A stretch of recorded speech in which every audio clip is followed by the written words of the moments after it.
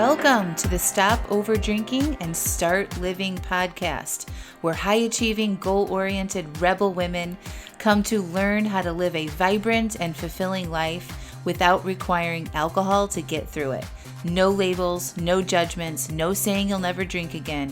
Just real proven methods to help you stop rebelling against yourself with alcohol so you can drink less and do more. I'm your host, Angela Mascenik. Let's dig in.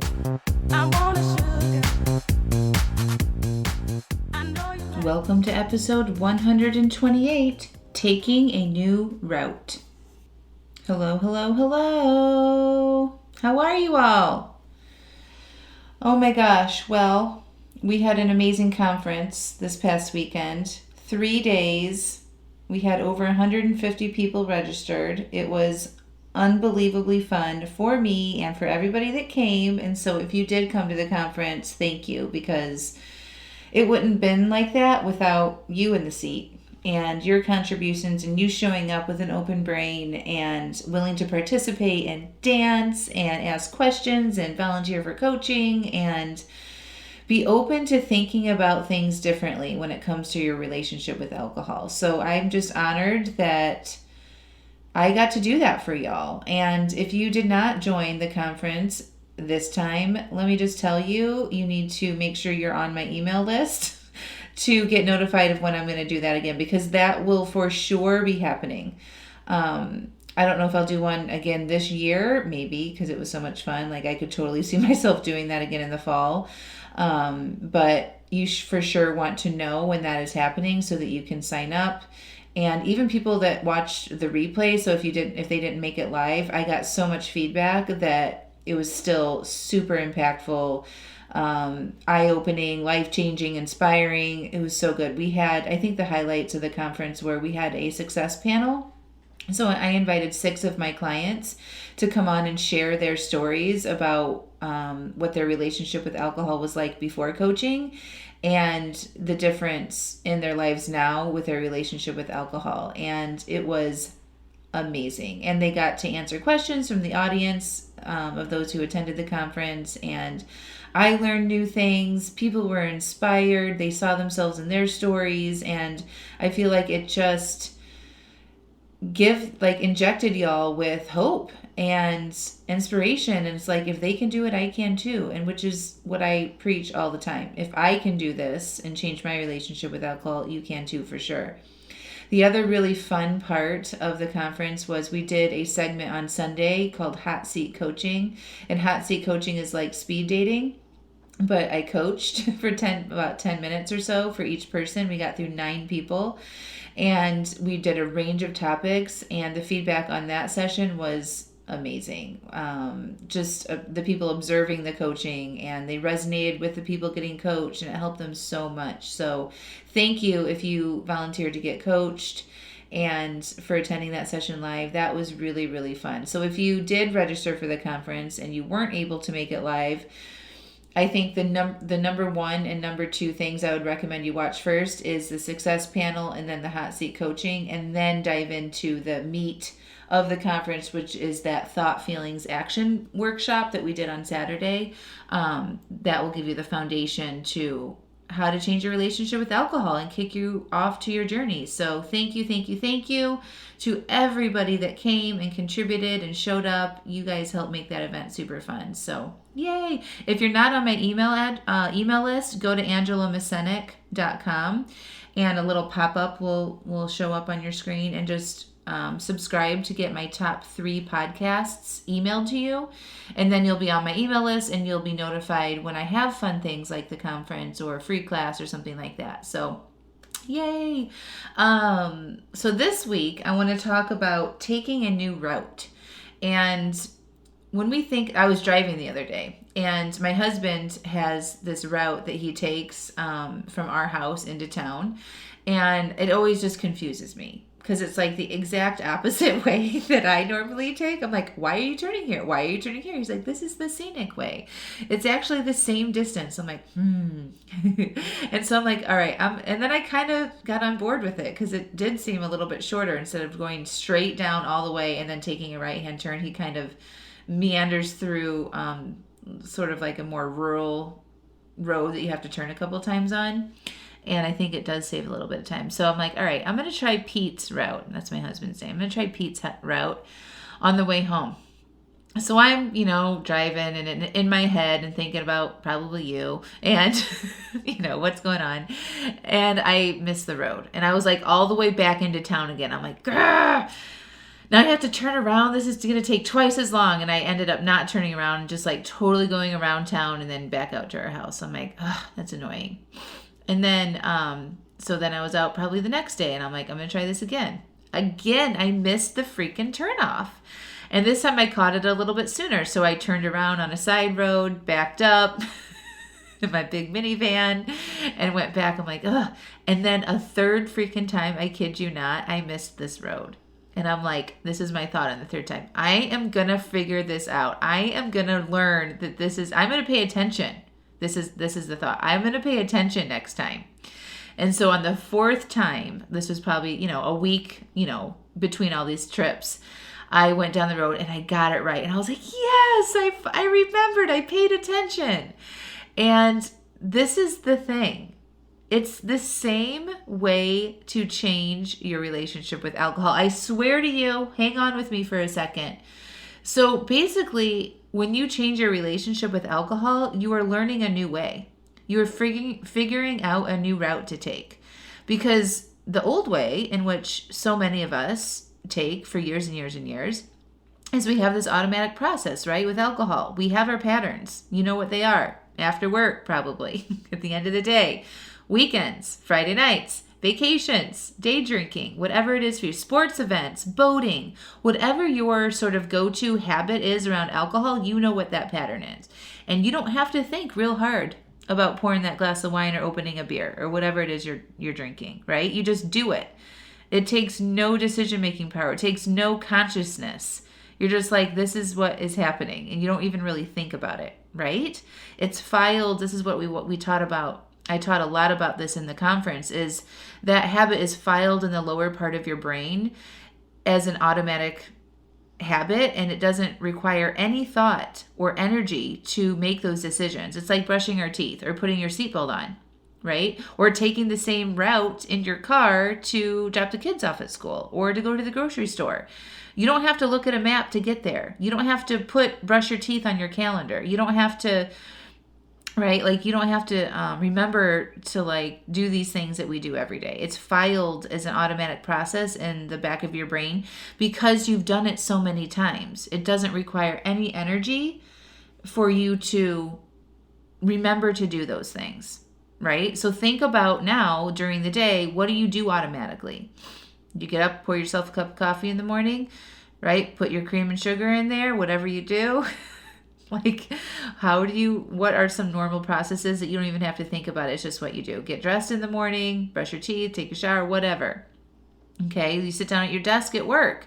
Open up your computer. You don't have to think, okay, now I'm going to open up my computer and check my email. You just do it. It's filed in the back of your brain.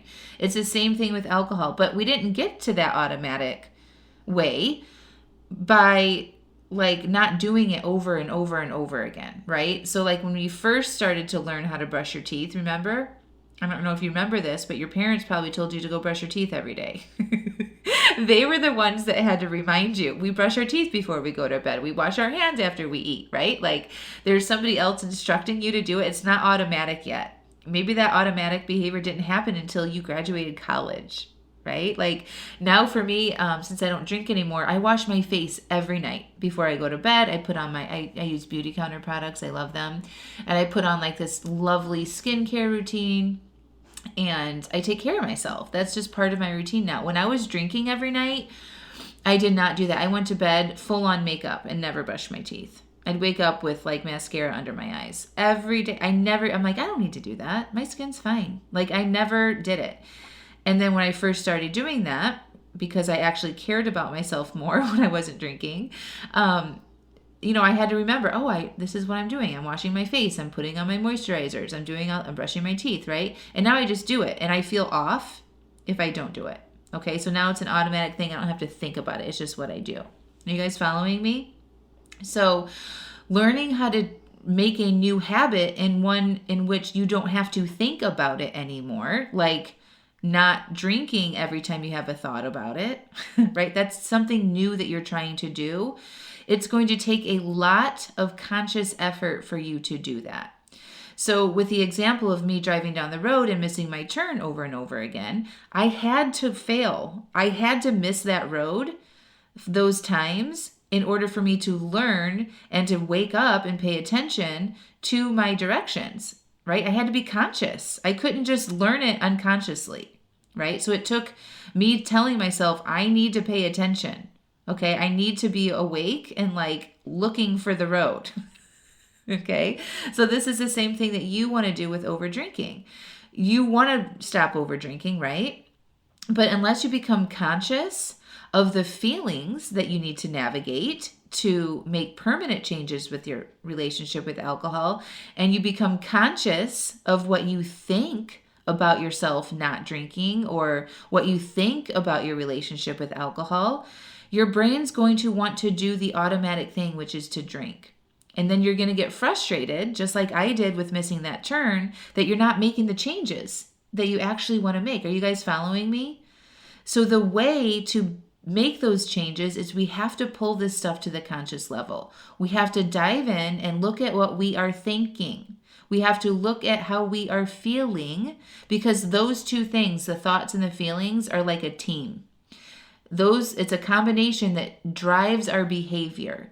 So if you're drinking every night after work, we need to uncover what you are thinking at the end of the day. Okay? That's the first step, is becoming conscious and saying, I'm going to start paying attention. I am going to pay attention, right? And then sometimes you're going to forget. And sometimes you're not going to do it. And you're going to pour that glass of wine. You're going to have that cocktail, right? But it's what you do when you do those things and you don't follow through is a learning opportunity. Just like it was for me in the road, I learned something about that, right? It took me a couple times to remember that I needed to stay and pay attention and have a goal, right? As I was driving down the road, I'm going to look for the road that I need to turn off today, right? So for you in drinking, it's I need to look for the thoughts that trigger me to drink. I need to start paying attention to the feelings that I have that I don't like, that I want to drink to escape. You guys following me? It's the same way. You're changing your route. So you got to get conscious of the current route that you are on. Isn't this good? I love this so much. So if you can resonate with changing a new behavior, like creating a new path on your way home. I heard this really good example about somebody moving into a new house and changing up the silverware drawer, or changing where the garbage is located, right? So like if you've rearranged your kitchen before or moved into a new location, it takes a long time to find that freaking silverware drawer, right? Or to pull out the garbage drawer. If you change that now, like it would be such a fun experiment for y'all to do. Go change something in your kitchen, like move where you keep your plates into a new cabinet. See what happens. Your brain doesn't have to think about where to go get the dishes. It's filed as in your automatic lower part of your brain, right? Because you've remembered it and repeated that same process over and over and over again. It's the same thing with alcohol. So if you change your dishes location, your plates or your coffee cups, do that. That would be fun. Change your coffee cup locations or where you keep your wine glasses and see how many times it takes you to remember that. And it becomes automatic. It's wild. It'll take you a while, right? You're going to have to fail. You're going to have to go to that cabinet over and over and over again and be like, right? Then you'll be like, all right, I'm going to remember next time. And then you're going to pause in the moment and you're like, oh yeah, it's over here now. And then you're going to automatically start going to that new cabinet over and over and over again until you don't have to think about it anymore. And this is the same process, I promise you. Changing your route starts with becoming aware of your current route with alcohol, and uncovering what thoughts and feelings that you have around the times that you have to drink, okay? And then when you have a goal to change your relationship with alcohol, you need to pay attention. You need to turn on your brain to say, we are changing our patterns and we want to be conscious so that we can create new patterns that will become automatic. And so I don't have to think about not drinking so much. That's how it is for me. I practiced and practiced and practiced, going out in social situations, traveling, my regular Tuesday night, like not drinking. And now I never think about not drinking. I just don't. It's become automatic, just like washing my face at the end of the night. All right, my friends. So I hope you enjoyed that. That was, I've been looking forward to recording this podcast because I think it's something that we can all resonate with, right? Like we understand that it's hard to learn a new route. It's hard to remember where you put your coffee cups if you move, right? Or where you put the garbage can or something changed. Rearrange something and see how long it takes you to automatically remember where you keep that thing. This is the same thing with alcohol. It's a process. Give yourself some time to learn the new way that you want to take. Okay, be patient with yourself when you fail. Understand that it's a learning opportunity and that your brain has been programmed to take this one route and now you're training it to do a different route. And celebrate the little wins along the way. Celebrate, like with me in the road. Instead of me remembering that I was going to do this new route all the way, I got all the way into town again before I remembered. And then the next time I remembered a little bit sooner, I was able to turn around.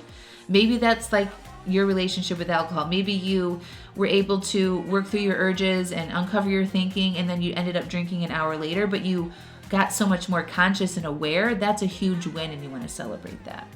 All right, my friends. Oh, if you want to join the 6-month small group, female-only, Stop Over Drinking and Start Living program, I am actively taking applications for that. So click the link in the show notes, watch the 3 videos, and read through the information and get your applications in. We are filling up very early because of the conference. A lot of people are joining us there. So if you want in, now is your chance. I love you all. Talk to you soon. Bye.